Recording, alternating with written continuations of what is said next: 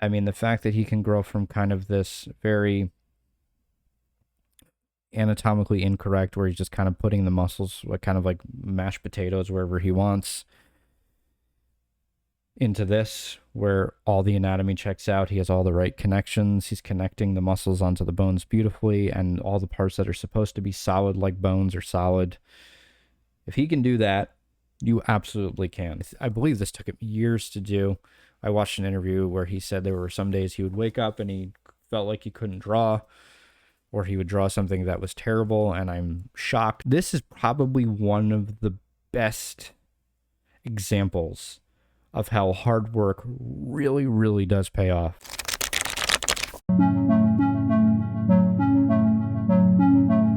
Today we're going to take a look at one of my favorite artists of all time, and that is Barry Windsor Smith.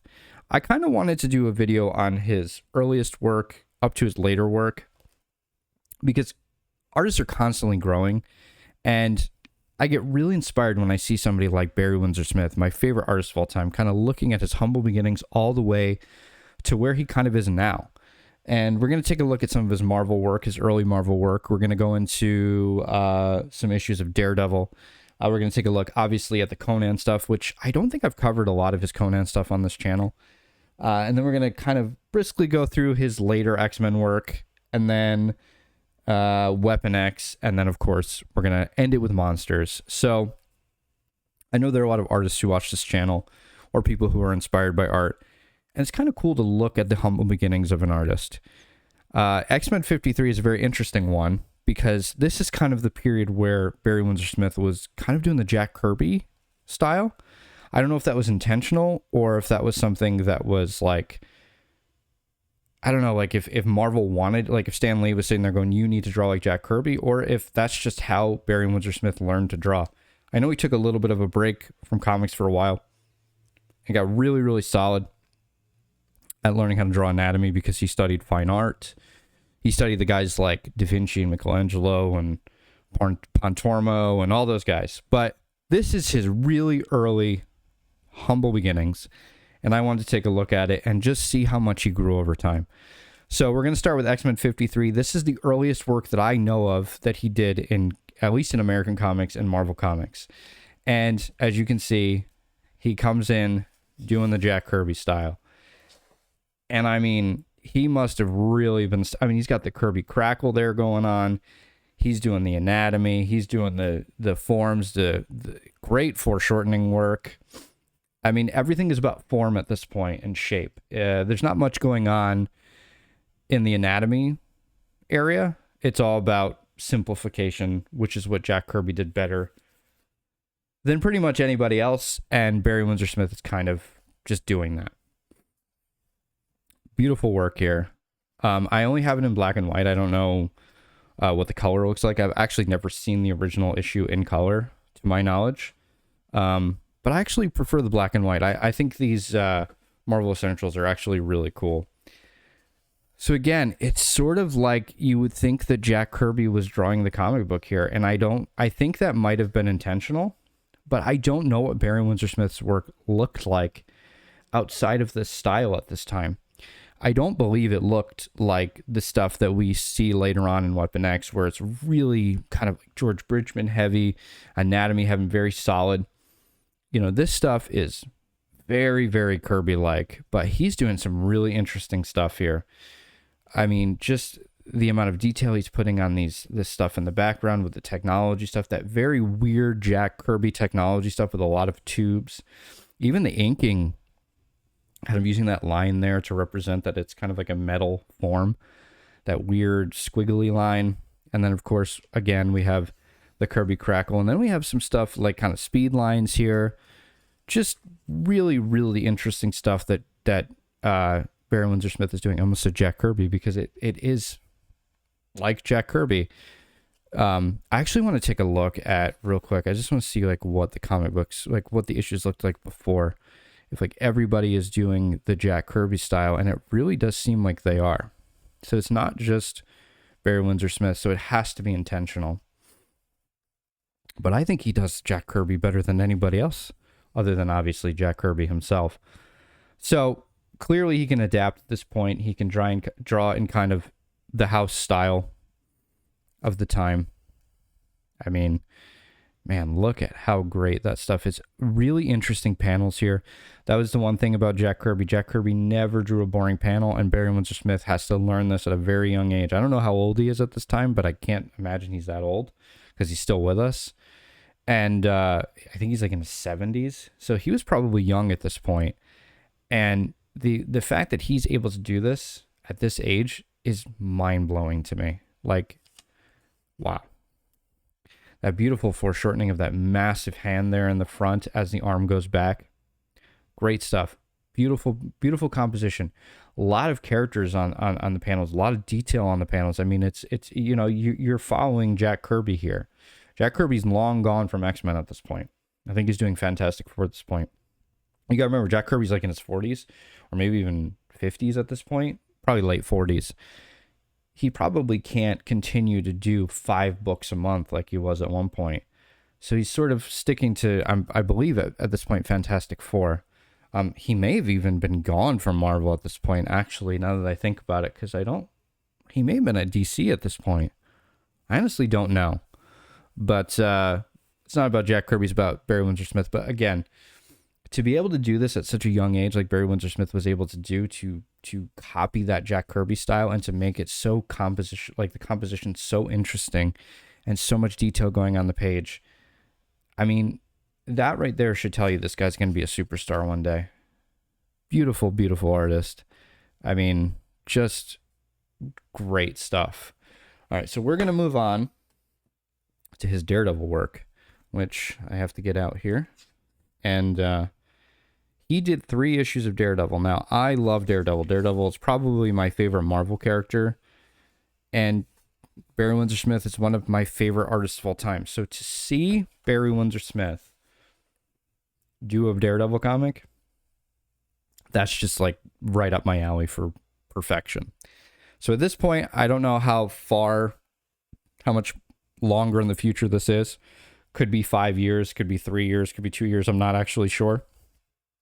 But he comes in and he does Daredevil. And this, to my knowledge, is the next thing that I know of him doing. He probably did a bunch of stuff in the middle. But he does 3 issues of Daredevil. And he's still kind of doing that Jack Kirby style. So, you know, before this you had, I think, is Gene Colan on the book at this point? Yeah, Gene Colan's on the book at this point. So many other artists have done Daredevil at this point. John Romita Sr. has done Daredevil at this point. God, what's his name? Was it? I forget who the other artist is. There was another artist that was on this as well. So Barry Windsor Smith comes in here to kind of free Gene Colan from, because Gene Colan stays on Daredevil for like the longest time. So he's kind of the in-between to kind of give Gene Colan probably some time to either meet his deadlines or just kind of give him a break. And I mean, this stuff is really beautiful. Again, that crazy Jack Kirby foreshortening. I love how he does like those lines or the striations of the muscles as they're moving, but it's very, very Kirby-esque. He's got that Daredevil, you know, jumping in the air, being very dynamic gesture stuff. This is how you learn, is you follow these amazing artists like Gene Colan, and you say like, hey man, I'm gonna jump in and I'm gonna try to do work that's at the same quality of your stuff. And man, I don't know how long Barry Windsor Smith had to draw this comic, but this stuff is really, really interesting, really creative, really experimental. And he's doing things like even somebody like having a conversation on the phone and sitting on a sofa is even interesting, because I feel like this was the time where it was dynamic. We want to make everything dynamic. We want to make everything have as much life as possible. And man, Barry Windsor Smith is doing it. Look at that. Beautiful. Oh man, that superhero stance there. Definitely a Kirby thing. Man. So, and the movement in the panel. And again, there's not a single panel in this book that isn't, or in this comic, at least this issue, that isn't interesting. We are nonstop action, nonstop just entertainment. And that's what I love about this era of comics. I feel like comics now, it's a lot of people sitting around talking to each other. At this time, which is, there's nothing wrong with that. You know, everybody wants to make like a Tarantino movie in a comic book. I get it. That's totally cool if you want to do that. But I want to see some action in my comics because it shows the mileage of the artist. The artist is like, he has to be as dynamic as possible. And man, Barry Windsor Smith understood this. I mean, look at that simpleness of that. I think that's Foggy, moving his hand forward in kind of that foreshortened angle. He could have done that like 50 different ways, and he did it in the most dynamic way he possibly could. Even something like that is like the statue like in the front and Foggy in the background. Just really, really cool stuff he's doing decision-wise as an artist, compositionally. And composition is one of those things I feel like storytelling and composition, like, yeah, you need to learn how to draw. You need to learn how to do great structure and great figures. But if you don't have that composition and that storytelling down, you're not going to get anywhere. And man, Barry Windsor Smith is getting it. And trust me, with Stan Lee writing at this time, it's Roy Thomas. I'm sure Roy Thomas is not giving him much direction at this point. Now, Roy Thomas and Barry Windsor Smith are going to meet up again later on when we look at Conan, but man, this stuff is so interesting. He's even breaking the panels, going out of the border. Sorry, I can't speak. I mean, just so many, it's just composition. I mean, look at that, Daredevil right in front of us. So dynamic. So, because at this point, what are you competing with? I mean, you're competing with like what, television at this point? And maybe movies, but movies aren't really something that people are getting at home at this point. We don't get VHS until much later. So this is something you can bring home with you and you want to be entertained. And man, Barry Windsor Smith is doing it. Again, just very interesting foreshortening choices. And it's just, I mean, I could go on about it forever. Very dynamic. Nothing feels like it's floating. There's so much weight. What's going on? The drapery is great. You got some Kirby crackle up there going on. Man. Oh man, I love it. I absolutely love this kind of stuff. Every single panel is interesting, and we take that for granted. And then we get to issue 51 where Barry Windsor Smith is continuing to do Daredevil. And again, we open up with this shot here of this just such a dynamic, beautiful composition right there.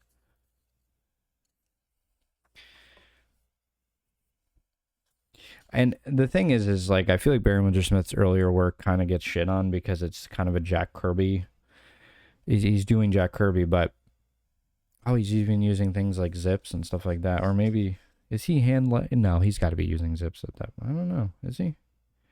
He might be doing that by hand because it looks a bit uneven. Man, beautiful stuff. Wow. Just really, really great stuff. I mean, look how cool that is. Those like the mechanical stuff with just like so many parts. Great action. I mean, if you read How to Draw Comics in Marvel Way, it's all about action. You get interesting stuff there, like that long, elongated, very long torso there. The proportions don't need to be perfect, though. They really don't. And also, when you're always drawing stuff that's dynamic, you're going to screw up like that every once in a while because you're going to think in a way of foreshortening. You're going to screw up occasionally. Even that leg looks a little bit weird and off here, but I still love it. I still love this art. I mean, he's doing such interesting stuff here. Got that Kirby anatomy going there. That very fast Kirby anatomy. Really, really great stuff. I think I did look at this at one point, and I remember saying, like, I don't think that looks very good. That does not look very good, but it's still really great stuff. He's doing Black Panther at this point. Man. I love the hatching that he's doing around the forms. He's even like learning hatching, I feel like, on the page. I feel like at this point, Barry Windsor Smith is learning on the page. And that's the inspiring stuff to the people who want to become artists, especially people who idolize guys like this. Like I idolize, Barry Windsor Smith. I think Barry Windsor Smith is one of the best artists in comics ever. And thankfully he's still with us. So you kind of can, he rarely does interviews or anything like that, but I would love it if somebody could like sit down and talk to him about his process a little bit more. But at this point, he's learning on the page for sure. I mean, look at that background. That very simplistic background, but when you're on a deadline, you got to make that deadline. Man, really, really interesting, great stuff. I just love it. Man, I love that. I love how that, that bizarre, like he doesn't know anatomy at this point, or if he does, he's not kind of following it. But that head and the back of the back is kind of up a little too far. But he's using straight forms at this point. I feel like, man, really interesting stuff. So that is the end of Barry Windsor Smith on Daredevil, and I'm gonna be honest with you, I really think for early in somebody's career, that's pretty great. That's pretty awesome. So now we're going to take a look at some of the stuff that I have not looked at on this channel. I don't believe I've looked at maybe I've looked at one issue of Conan. So what we're going to do is we're going to start from, I have the omnibus here. I don't have the actual issues. Kind of wish I had the essentials, but I don't. So we're going to take a look at the early stuff, like the first issue, and then we're going to go to his last issue. So I think he lasts about 25 issues. I don't think he goes much longer than that. So we're talking about the 70s here. I think Conan, don't quote me on it, but I think Conan #1 comes out like 72 or 73. So now Barry Windsor Smith gets this opportunity of, okay, now you get your own book. You're not kind of filling in every once in a while. You're doing your own stuff. So there's a little bit of confidence probably here. Now, I know they originally wanted John Buscema, who ended up later on doing Conan after Barry Windsor Smith leaves. At this point, he's Barry Smith. But he doesn't want to take the book, so they say, okay, we're going to take Barry Windsor Smith instead. That's at least the story that I know. And I'm going to be honest with you, that's not a bad trade. At this point, again, Barry doesn't have the anatomy down. He's using a lot of construction. He's using a lot of simplified forms and things like that. The anatomy is still kind of wonky at this point. But how we see this guy grow over a couple issues, by like issue 6, we see a completely different Barry Windsor Smith than we see here. And then by the end, it's mind-blowing. It's like it's not even the same artist anymore. So I don't know, again, if he was told, hey, let's do some Barry, or let's do Jack Kirby, don't try to be your own artist, or if at this point he's kind of adding a little bit of his own stuff, but also doing the Jack Kirby stuff. So we get this beautiful cover, which I absolutely love this cover. One of the most iconic covers, I think, in comics. It's not as valued as something like a Spider-Man or an X-Men or whatever. I love Conan.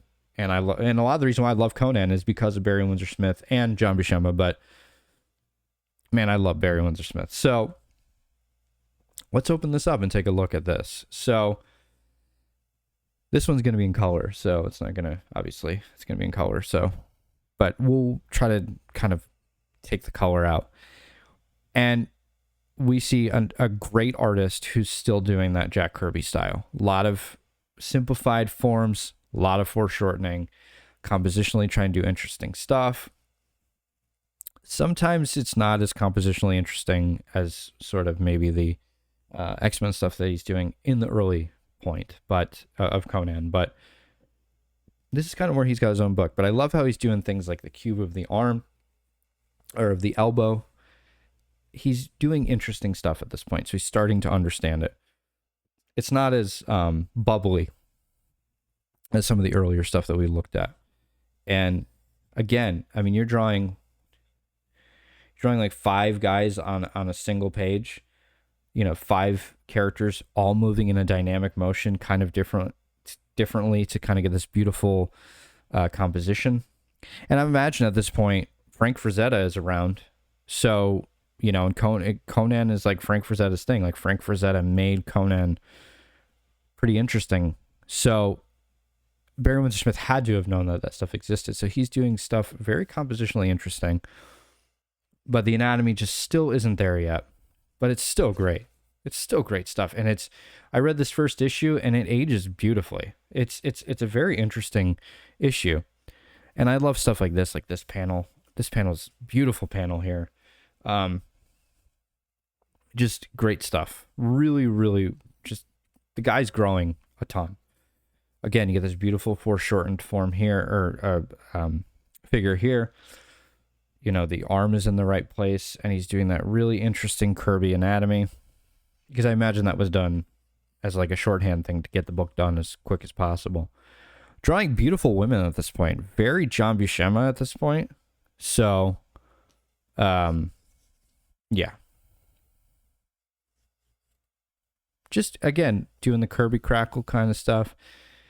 Interesting. Again, there's not a single panel here that's not interesting. Kind of got the EC kind of facial anatomy going on back in the EC Comics days.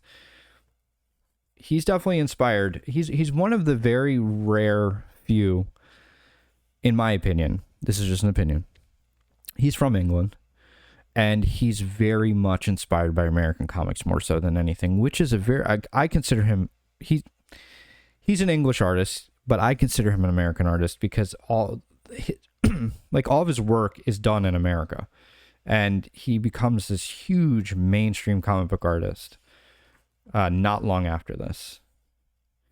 Great hatching he's doing there to get that shadow.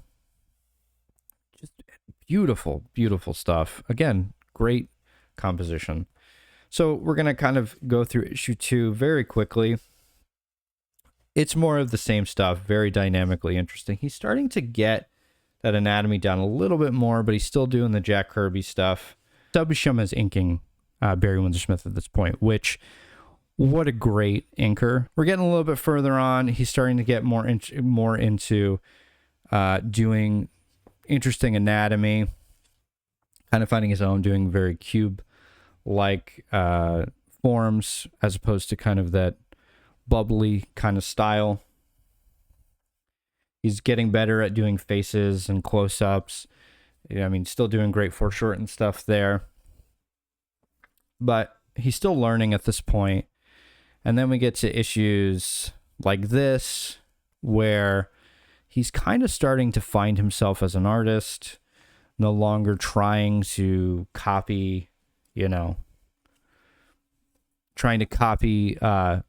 Jack Kirby, doing his own thing, getting more interesting, like character creation and ideas. So just doing really interesting stuff. Great faces, getting those eyes, those big Barry Windsor Smith eyes that we all know and love, that artists like James O'Barr will later do the kind of a similar thing. Frank Miller does kind of the similar thing. So Barry Windsor Smith kind of stays on this comic until I believe like issue 25 maybe, before John Buscema takes over. And man, John Buscema is great. We got Gil Kane here on issue 18. On issue 20, we still have Barry Windsor Smith. So now we're starting to see Barry Windsor Smith really at the level that we know Barry Windsor Smith to be. Not quite at the Weapon X kind of stuff, but still doing beautiful stuff. I mean, come on. P. Craig Russell was probably looking at this kind of stuff. Who's inking him at this point? Let's see. Who is inking him? I don't know if he eventually inks himself. No, he's not inking himself at this point. Great cover there, by the way. I love that face there because he's totally missing his nose. And that just feels like that was done really quickly, unfortunately. But still great stuff. These great close-ups, I feel like that's happening a lot The one thing I will say about Barry Windsor Smith is sometimes you look at his faces, sometimes the eyes are kind of a little bit off because I think he's really into, or the nose doesn't have very much depth there. It's kind of just outlines. That's probably done, but I mean, you get great outlines there of that scapula there, but that's probably being done because he's being rushed at this point. I mean, you got to get this book out. Oh, try not to destroy my comic books if possible. You're trying to get these books out every month on time, so I'm not quite sure when his last issue is. Is 21 his last issue? I don't know. But again, more interesting stuff. I mean, look at that anatomy there. He's doing layouts at this point. So you got P. Craig Russell doing stuff and Sal Buscema. So I mean, he's doing layouts, so he's not really doing the finishes. I don't know when he leaves. Sorry, I'm trying to figure that out. So he's still Barry Windsor Smith here on 23. I think it's 25 he leaves or 24 he leaves. Again, more great stuff. Some interesting proportions. He gets way better at that. That seems a little rushed there, that anatomy drawing there. Some of these are not as compositionally interesting as they were. I don't know if he's getting tired of doing Conan at this point, but you get great stuff like this. Just really interesting composition. Again, yeah. I mean, he's doing great work here. Really, really great work. I think 24 is his last issue. I think it's Red Sonja is his last issue. Drawing beautiful women as well, but then you get kind of weird cockeyed stuff there. So it does happen occasionally. But yeah, I mean, I have no complaints about any of this stuff. It's beautiful work. Who's inking him? So I think he's inking himself finally. So he's doing his own inking. A lot darker inks. Interesting stuff on the back, kind of following the form, but I think he's just trying to figure out the inking process. Very reminiscent of, like, if you think about, like, if you're more modern, you're thinking about, like, maybe when, Frank Miller's trying to ink his own stuff on Dark Knight Returns. A lot of detail, a lot of interesting inking stuff. Again, I can definitely see P. Craig Russell kind of feel to his work. But I mean, look at that anatomy at this point. That bicep I love the shape of that bicep. The elbow is in the right place. It's not bubbly. It's very solid. So, I mean, this shows you what happens when you have the ability to kind of learn on the job. And Barry Smith is absolutely learning on the job and drawing beautiful comics. And I believe this is when John Buscema takes over. So we're not going to take a look at that because we're doing a video on Barry Windsor Smith. So, yeah. Then we move on to some of his X-Men stuff, which this is one of the really iconic issues of X-Men.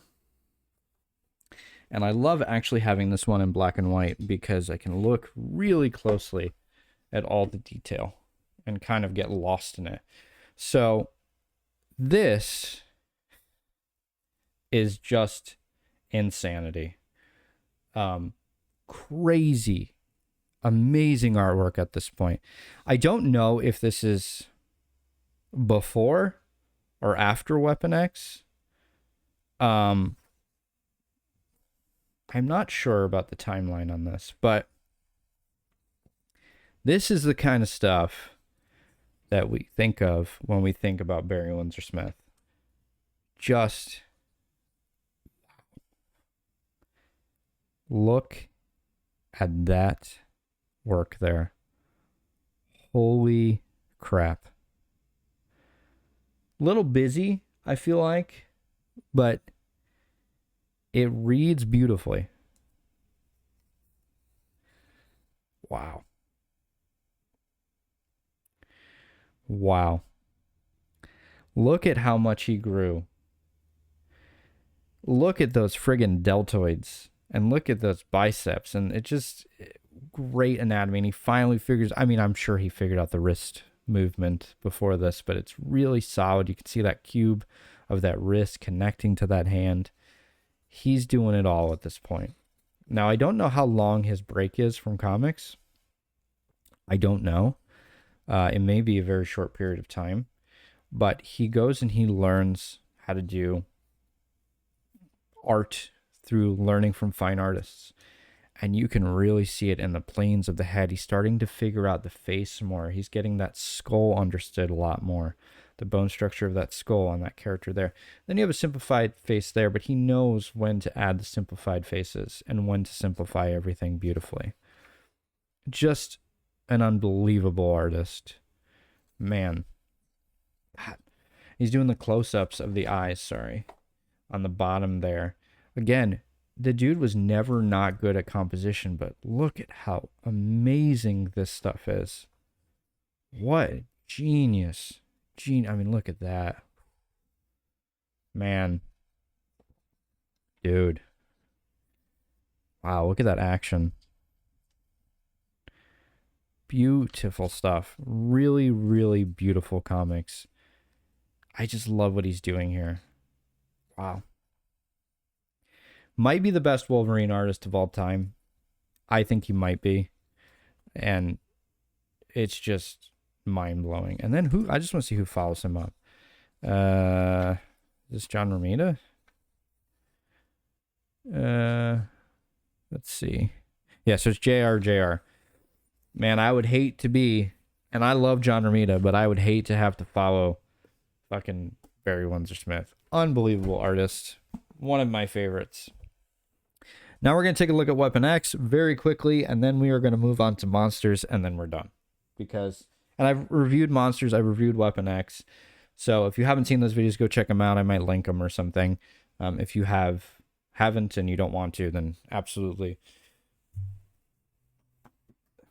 fine by me. So the iconic Weapon X, probably the biggest thing this guy's ever done. I don't even think it's even in question. And he's done a lot of amazing stuff. This is the comic book that made a lot of artists when they read it.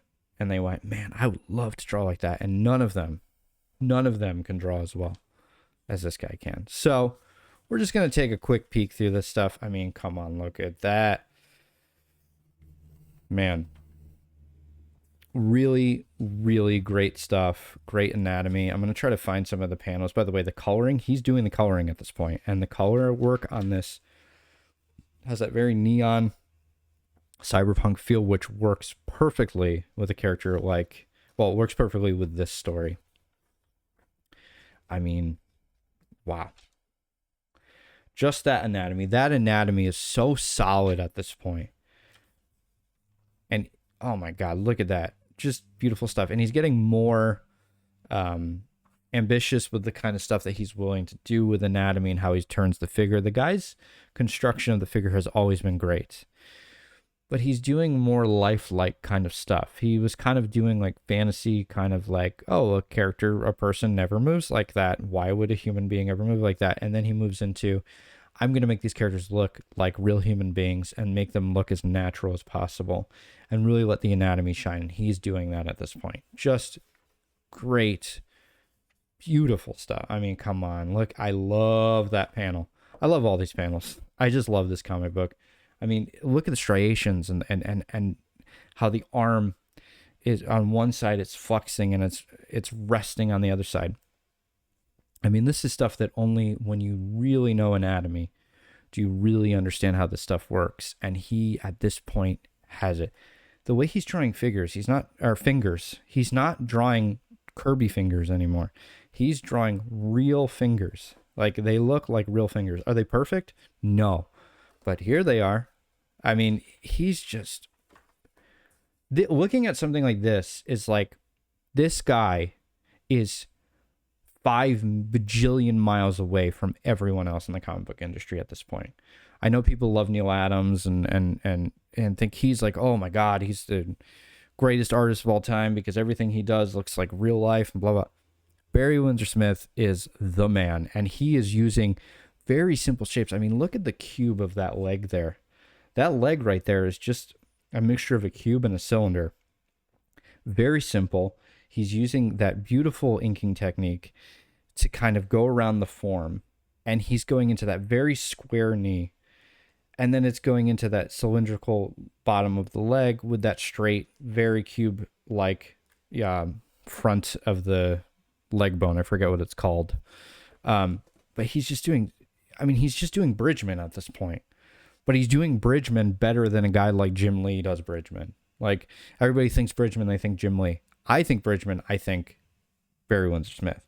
I mean, you can see those connectors of the pelvis connecting into those obliques. I mean, it's just beautiful work. It's some of the most beautiful figure drawing I've ever seen.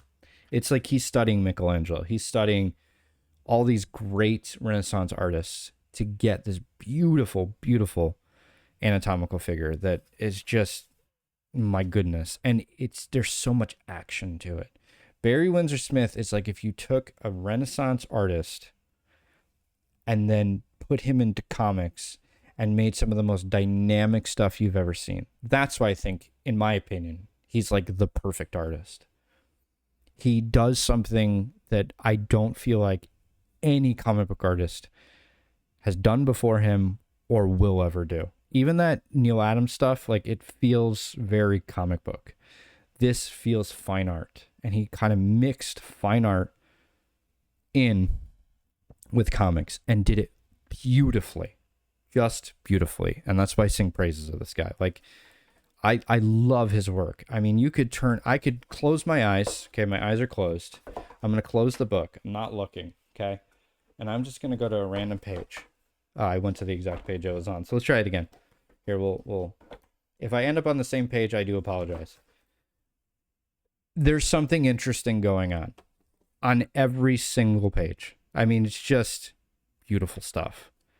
I absolutely adore his work. And then, of course, we have Monsters. The final thing that Barry Windsor Smith ever did and will ever do, apparently. Just a great comic, and this is one of the best things he's ever done.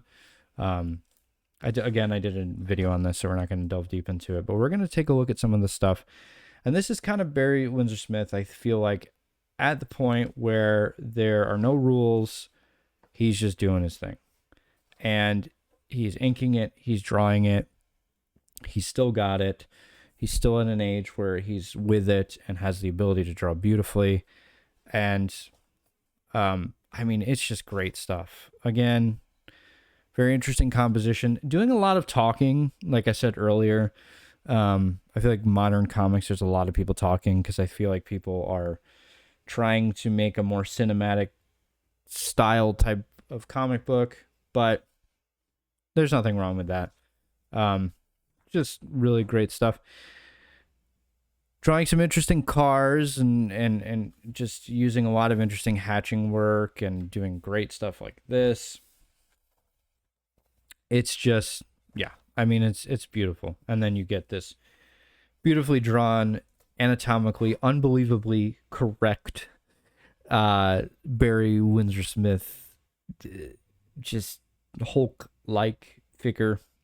Kind of reminds me a bit of maybe a Bernie Wrightson or something. I actually get those two I know the difference between the two of them because like I said, I worship this guy. But sometimes I'm like, oh yeah, he's I call him Bernie Wrightson sometimes because I love those two artists, and I sort of get them screwed up sometimes for some reason. But I think Barry Windsor Smith is a much better artist than Bernie Wrightson. And if you disagree, yell at me in the comments about it if you want. Just beautiful stuff. I mean, really, just I would be shocked if Barry Windsor Smith drew anything that wasn't interesting at this point. Yeah, doing really interesting ink work, not totally black. The figure's still there, kind of in the top. A lot of hatching work. And he's hatching this stuff himself. I believe this took him years to do. I watched an interview where he said there were some days he would wake up and he felt like he couldn't draw, or he would draw something that was terrible, and I'm shocked, but I guess we do all have off days as artists, so. But my goodness. I mean, it's just not as dynamic as his other work, but beautiful comic. And he's kind of just ending it where he wants to. He definitely makes you wait, but, you know, patience definitely pays off in this comic. So, yeah, I mean, my goodness. Such great stuff. Great. I feel like his hatch work at this point is just unbelievable. I mean, my goodness. So if you've not checked out Monsters, I would absolutely check it out. I picked it up right when I could because I mean, it's Barry Windsor Smith. How do you not?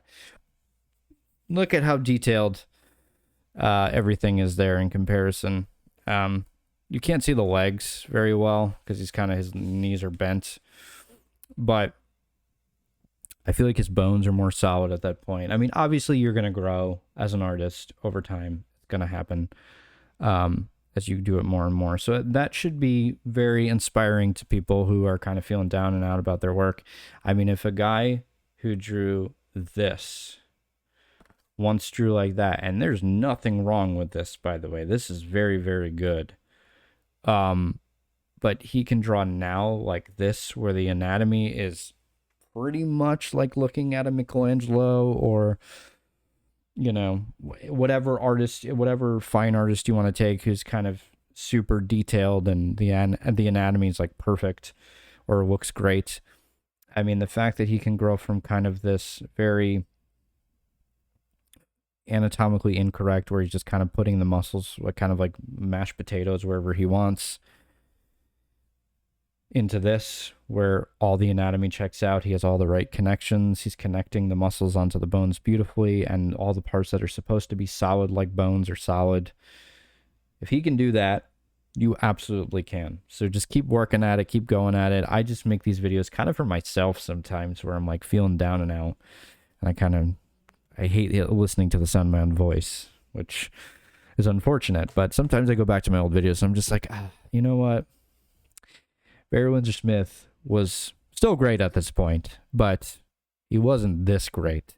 And if I could draw a half as good as this, I would be ready to die. I'd say take me, because I'm ready to go if I could draw as half as good as this, because that means I would be a very, very great comic book artist. So anyways, guys, thank you so much for watching. I hope you enjoyed this. I kind of want to do this, kind of talk about these artists in a positive light, because, I mean, I don't know. I think these artists need to be remembered. I mean, obviously Barry Windsor Smith is still with us.